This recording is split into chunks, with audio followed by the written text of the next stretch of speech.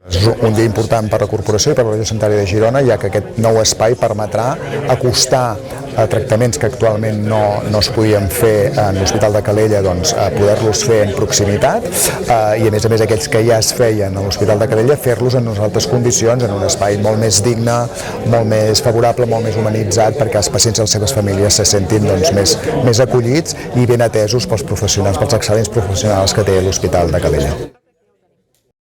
Passem a un espai molt més ampli, amb 18 llocs de tractaments simultanis, 16 amb butaques i 2 amb 2 boxos aïllats, perquè a vegades es requereixen tractaments que el pacient no pot estar en una butaca i necessita la seva més intimitat. I també guanyem espais molt més lluminosos, amb llum, espais més amigables, espais més dignes, on la relació tant de pacient i professionals pot ser amb més confidencialitat i millorar-la respecte a l'anterior espai. Per l'ICO, que sabeu que som qui fem els tractaments oncohematològics a tota la regió sanitària de Girona,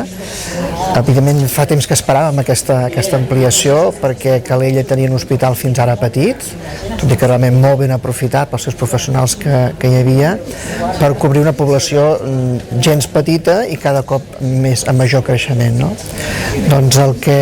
ens permet aquest hospital de dia és poder ampliar la cartera de serveis. Fa temps que treballem en portar la immunoteràpia, realment ens està donant moltes satisfaccions a nivell de supervivència dels pacients. Hem estat anys aprenent com funciona la immunoteràpia i ara ja la podem portar als hospitals de la xarxa.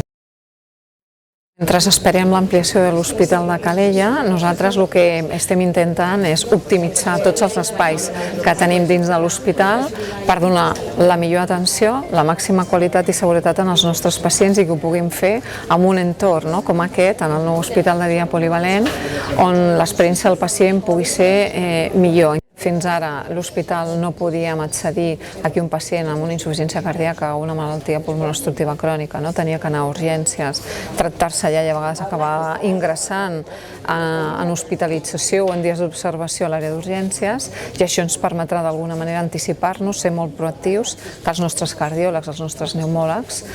puguin establir aquests tractaments en l'hospital de dia i d'aquesta manera no passar ni per urgències ni tampoc caldrà la seva hospitalització. En el qual també això és un benefici molt important tant pels nostres pacients com també pels nostres professionals.